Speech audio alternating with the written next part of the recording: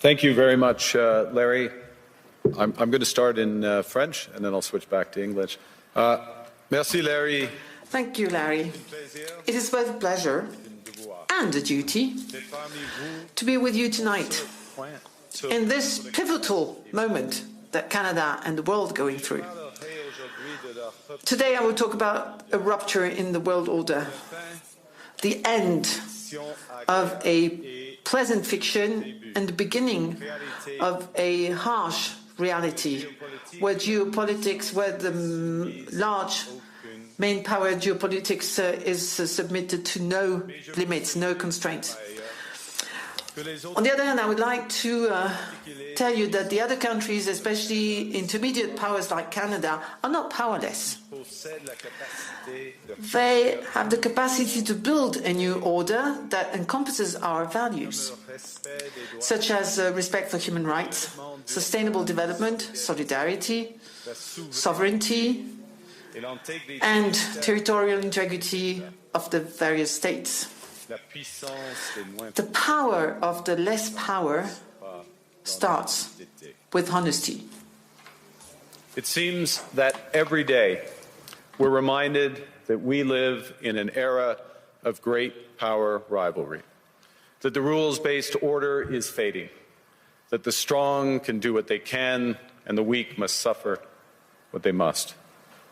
And this aphorism of Thucydides is presented as inevitable, as the natural logic of international relations reasserting itself. And faced with this logic, there is a strong tendency for countries to go along to get along, to accommodate, to avoid trouble, to hope that compliance will buy safety. Well, it won't. So what are our options? In 1978, the Czech dissident Václav Havel, later president, wrote an essay called The Power of the Powerless. And in it, he asked a simple question: how did the communist system sustain itself? And his answer began with a greengrocer. Every morning, this shopkeeper places a sign in his window: "Workers of the world unite." He doesn't believe it. No one does. But he places the sign anyway to avoid trouble, to signal compliance, to get along. And because every shopkeeper on every street does the same, the system persists.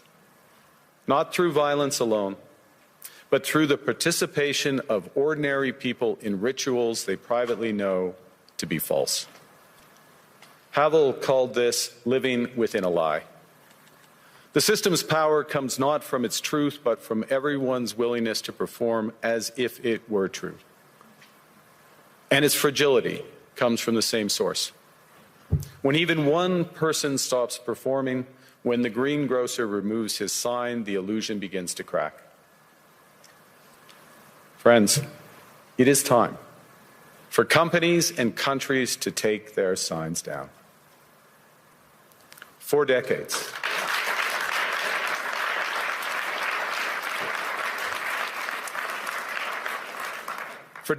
countries like Canada prospered under what we called the rules-based international order.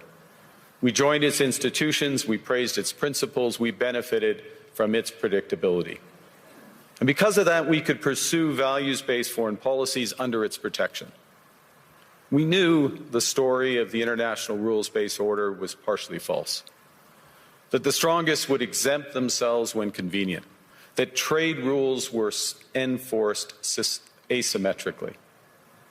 And we knew that international law applied with varying rigor depending on the identity of the accused or the victim. This fiction was useful, and American hegemony in particular helped provide public goods, open sea lanes, a stable financial system, collective security, and support for frameworks for resolving disputes. So we placed the sign in the window. We participated in the rituals, and we largely avoided calling out the gaps between rhetoric and reality. This bargain no longer works. Let me be direct. We are in the midst of a rupture, not a transition. Over the past 2 decades, a series of crises in finance, health, energy, and geopolitics have laid bare the risks of extreme global integration. But more recently, great powers have begun using economic integration as weapons. Tariffs as leverage, financial infrastructure as coercion, supply chains as vulnerabilities to be exploited. You cannot live within the lie of mutual benefit through integration when integration becomes the source of your subordination. The multilateral institutions on which the middle powers have relied, the WTO, the UN, the COP, the architecture, the very architecture of collective problem solving are under threat. And as a result, many countries are drawing the same conclusions, that they must develop greater strategic autonomy in energy, food, critical minerals, in finance and supply chains. And this impulse is understandable. A country that can't feed itself, fuel itself, or defend itself has few options. When the rules no longer protect you, you must protect yourself. But let's be clear-eyed about where this leads. A world of fortresses will be poorer, more fragile, and less sustainable. And there's another truth. If great powers abandon even the pretense of rules and values for the unhindered pursuit of their power and interests, the gains from transactionalism will become harder to replicate. Hegemons cannot continually monetize their relationships. Allies will diversify to hedge against uncertainty. They'll buy insurance, increase options in order to rebuild sovereignty. Sovereignty that was once grounded in rules but will increasingly be anchored in the ability to withstand pressure. This room knows this is classic risk management. Risk management comes at a price. But that cost of strategic autonomy, of sovereignty, can also be shared. Collective investments in resilience are cheaper than everyone building their own fortresses. Shared standards reduce fragmentations. Complementarities are positive sum. And the question for middle powers like Canada is not whether to adapt to the new reality. We must. The question is whether we adapt by simply building higher walls or whether we can do something more ambitious. Now, Canada was amongst the first to hear the wake-up call, leading us to fundamentally shift our strategic posture. Canadians know that our old, comfortable assumptions that our geography and alliance memberships automatically conferred prosperity and security, that assumption is no longer valid. And our new approach rests on what Alexander Stubb, the President of Finland, has termed value-based realism. Or to put another way, we aim to be both principled and pragmatic. Principled in our commitment to fundamental values, sovereignty, territorial integrity, the prohibition of the use of force except when consistent with the UN Charter, and respect for human rights. And pragmatic in recognizing that progress is often incremental, that interests diverge, that not every partner will share all of our values. So we're engaging broadly, strategically, with open eyes. We actively take on the world as it is, not wait around for a world we wish to be. We are calibrating our relationships so their depth reflects our values.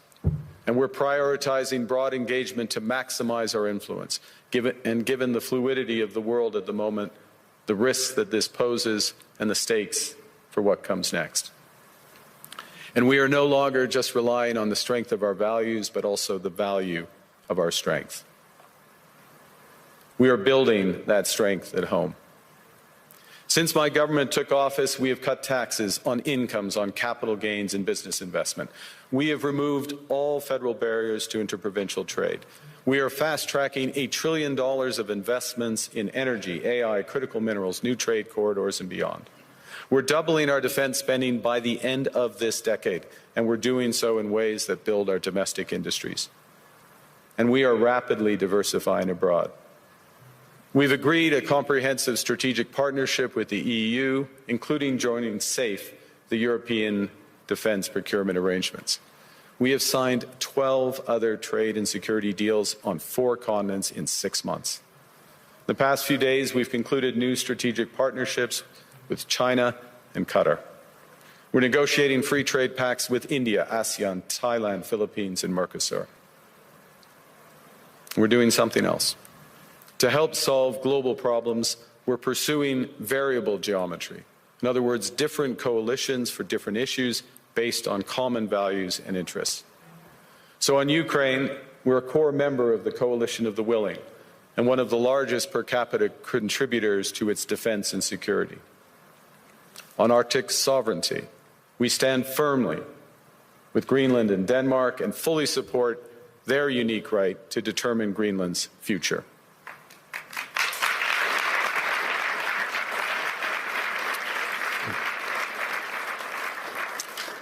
Our commitment to NATO's Article 5 is unwavering.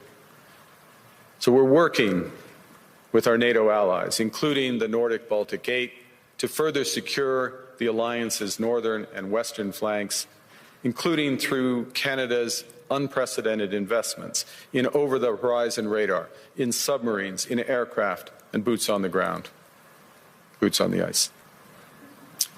Canada strongly opposes tariffs over Greenland and calls for focused talks to achieve our shared objectives of security and prosperity in the Arctic. On plurilateral trade, we're championing efforts to build a bridge between the Trans-Pacific Partnership and the European Union, which would create a new trading bloc of 1.5 billion people.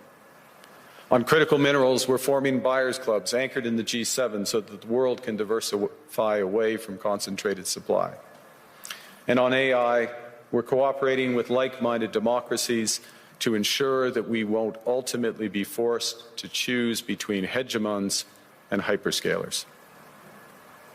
This is not naive multilateralism, nor is it relying on their institutions. It's building coalitions that work, issues by issue, with partners who share enough common ground to act together.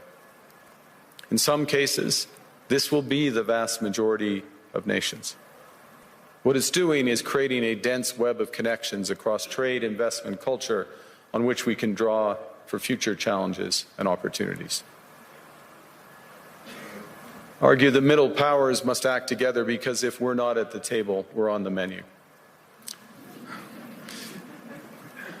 But I'd also say that great powers can afford for now to go it alone. They have the market size, the military capacity, and the leverage to dictate terms. Middle powers do not. But when we only negotiate bilaterally with a hegemon, we negotiate from weakness. We accept what's offered. We compete with each other to be the most accommodating. This is not sovereignty. It's the performance of sovereignty while accepting subordination.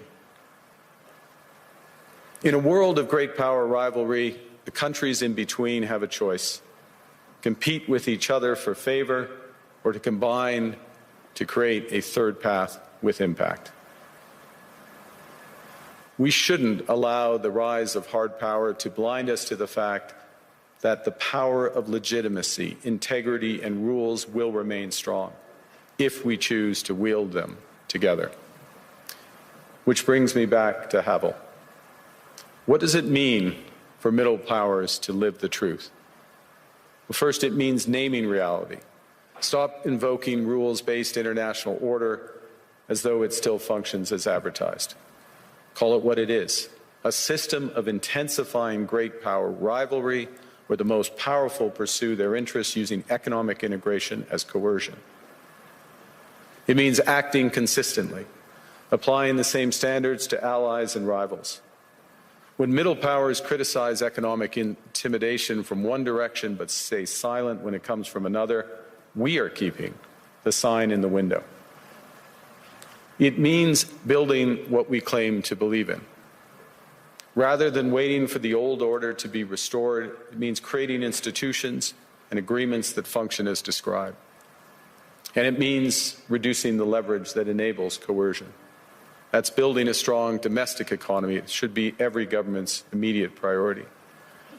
And diversification internationally is not just economic prudence, It's a material foundation for honest foreign policy, because countries earn the right to principled stands by reducing their vulnerability to retaliation. So Canada. Canada has what the world wants.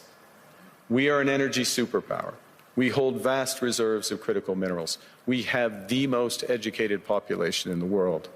Our pension funds are amongst the world's largest and most sophisticated investors. In other words, we have capital, talent. We also have a government with immense fiscal capacity to act decisively. And we have the values to which many others aspire. Canada is a pluralistic society that works. Our public square is loud, diverse, and free. Canadians remain committed to sustainability.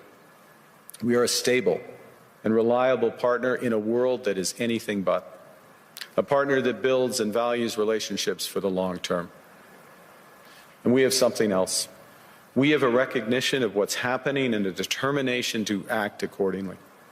We understand that this rupture calls for more than adaptation. It calls for honesty about the world as it is. We are taking the sign out of the window. We know the old order is not coming back. We shouldn't mourn it. Nostalgia is not a strategy. But we believe that from the fracture, we can build something bigger, better, stronger, more just. This is the task of the middle powers. The countries that have the most to lose from a world of fortresses and the most to gain from genuine cooperation. The powerful have their power. But we have something too. The capacity to stop pretending, to name reality, to build our strength at home, and to act together. That is Canada's path. We choose it openly and confidently, and it is a path wide open to any country willing to take it with us. Thank you very much.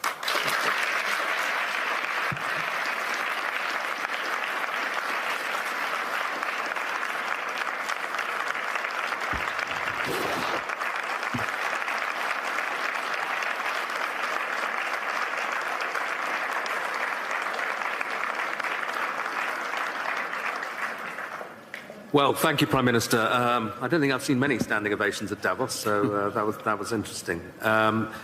You said, there was a phrase in your speech where you said sovereignty now is the ability to withstand pressure.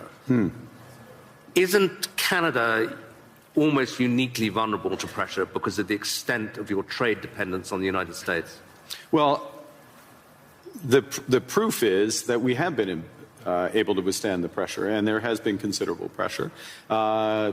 I'll give you a couple of facts. We've actually created more jobs since the tariffs were put on than the United States in absolute number. Economy is growing at the second fastest rate within the G7. That's not there. There are pockets of extreme pressure without question in Canada, but headline, we're reacting. The second thing, and it's a fundamental point, is the recognition that we can give ourselves far more than any foreign country can take away. There's lots of efficiencies in having one Canadian market, the $1 trillion of domestic investment, and building these partnerships abroad, all of which are bigger returns than what's been lost. That's not to say we would rather not lose it, but we can withstand the pressure, and we are. And I was interested that you said basically the old world's not coming back. So you're not seeing this as a period where you just have to get through and normalcy will return. I think that is our view, and we regret it, but we're not going to sit around and mourn it. We're acting, and we're acting in a way both that's in our interest, but we believe in a way with others that's building imperfectly in steps a new system. I'll give you one example and hand back, which is we are members of trade agreements that comprise already 1.4 billion people around the world. So we have the most extensive network. We are trying with others to bring some of those networks together. The most prominent example is the Trans-Pacific Partnership in the EU, acting as a bridge. It's not a direct benefit for Canada, but it is a benefit for Canada that these groups come together. Ngozi is here, consistent with the WTO rules, both of which are. And in that way, we're building back out amongst willing partners. And you talked about the need not to put the sign in the window anymore, to pretend that things are still the same. Do you think, to put it directly, that the NATO alliance is still doing that, still pretending it's the old transatlantic partnership, when it's really kind of going? Well, I think clearly NATO is experiencing a test right now, and the first response to that test has to be to respond in a way that ensures the security of the Arctic in a robust way for all possibilities. This is actually a point that we have been making in recent years. It's a point that I made at the NATO summit back in June, which seemed like a pledging summit, but also was to get NATO policies in the right direction. So I think in the immediate term, one of the imperatives is to reinforce things that Canada is doing, Nordic-Baltic 8 are doing, the UK are doing, other NATO partners, France included, in a comprehensive way that provides much greater security in the Arctic. This is the test, and so I wouldn't say the NATO sign stays in the window, but we've got to meet the moment of that. You also, a big theme of your speech was the need for middle powers to work together. Yeah. But you've just been to the other great power, to China. And I think people are very intrigued by seeing that meeting. And some people say, kind of, that's a mistake, really, because you're going to make yourself more dependent on China. They're not that benign either. The US will be very annoyed. What's the defense of what you're doing, and what do you hope to get out of it? Well, the first thing is to say it's not a defense. It's an. I know the way you framed the question, but it's offense. It's building out. It's something positive as opposed to against. We're for something as opposed to being against. The second is, there are very clear guardrails in that relationship. I spoke of calibration of relationships in my remarks. That's what I mean by it. But within those clear guardrails are huge opportunities in energy, both clean and conventional, obviously in motor vehicles, in agriculture, in financial services, all of which is mutually beneficial. So it's additive. And look, it's the second largest economy, and it's our second largest trading partner. We should have a strategic partnership with them. Within those guardrails, and that's what we've achieved. And it is an interesting reversal, though, because I think certainly during the Biden administration, there was this sense that the Western world was trying to decouple from China, or de-risk at least. Yeah.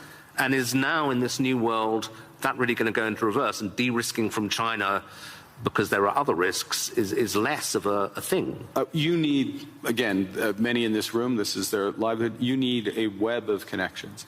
And to miss out in that web some of the largest ones, United States, we already have that, China, India, Mercosur, European Union, that's a mistake. That's not managing your relationships properly. That makes you stronger, makes you more resilient. And then on top of that, I'll give you again, I'll appeal, since it's in the headlines, to the Nordics. Nordics plus Canada, it's 20% of global GDP. It's not the first thing people would realize. But that relationship, which is deepening for security reasons, because we're like-minded, those are the types of partnerships that I think we'll see more of. And you got a round of applause when you said something strong about standing on principle on Greenland. Do you think we can find an off-ramp on that? I mean, I'm sure you'll speak of it, but put it this way, if there isn't an off-ramp, where does this go? I strongly believe that there's a better outcome that come from the discussions that have been catalyzed in an unusual way, admittedly, but and we absolutely stand by the principles that I referenced. That solution starts with security, and a security, yes, of Greenland, but more broadly of the Arctic. Canada is foursquare contributing to that. We're at the start of a major ramp up above and beyond, so we'll be a major contributor to that. NATO has to deliver on that. We're working intensively in order to do it. As well, prosperity for the people of Greenland. In the end, it comes back to the people there, and there are opportunities to do that in ways that would strengthen all of the alliance. And when President Trump says, oh, Greenland's under threat from Russia, even from China, is that for real? I would say that there are threats. Russia is without question a threat in the Arctic, without question. Russia does lots of horrible things, and I'll take the opportunity to condemn their unjustified and horrific assault on Ukraine, almost at its 4th year.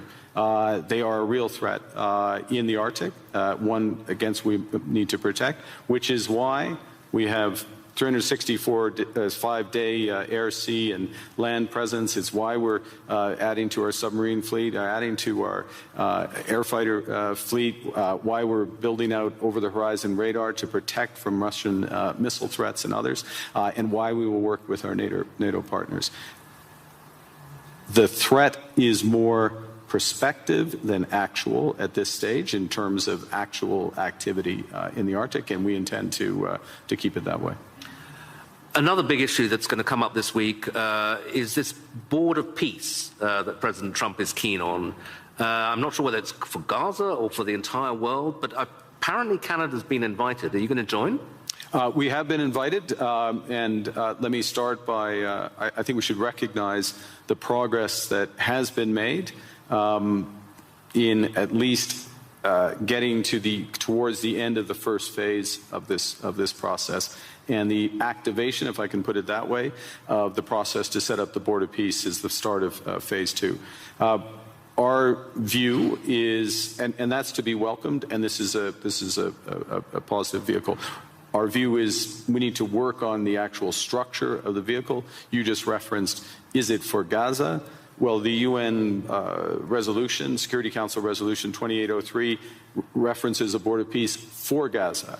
That's where we see it becoming immediately operative, and it needs to be, in our view, it's better to be designed in that way for the immediate needs there. There are many other needs around the world, first point. Second point, it needs to coincide with the immediate full flow of humanitarian aid into Gaza. We are still not where we need to be. Conditions still are horrific.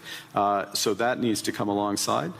We think there's aspects of the governance and the decision-making process that could be improved, but we will work with others, obviously work with the United States, because we will do anything that we can to improve the situation, the horrific situation there, and to move onto a path to a true two-state solution. There's a suggestion you can get permanent membership of the Board of Peace by ponying up $1 billion. You going to write a check for that? We would write checks and deliver in kind to improve the welfare of the people of Palestine. But we want to see it delivered direct to those outcomes promoting peace, and so the mechanics and how it works that way. Okay, final question. President Trump and a lot of people who agree with him condemn globalism a lot. And I suspect, you would be the kind of epitome of a globalist. You worked for Goldman Sachs, I believe. You were a central banker. You're comfortable and lived in several countries. Is globalism, first of all, is it a thing, and is it over? I think, well, look, understanding how the world works, having an appreciation for other cultures, understanding the connections, and being able to, or at least appreciating ways that how we connect, whether it's through technology, trade, investment, culture, can enrich our lives, and that's a good thing, and also help solve problems. Being detached from where you live and the broader needs of society, there is an epithet for that. I don't know that the G word is the one. There's certainly what we're finding, to go back to the points I was making, is that there are a number of like-minded countries that want to work through partnership to achieve those goals for their citizens and for the world more broadly. The call is for more to recognize what's really going on right now, and to pool their resources to the benefit of citizens. So it won't be global, it won't cover the globe, but it will be more powerful. Okay, Prime Minister, thank you very much indeed. Very much.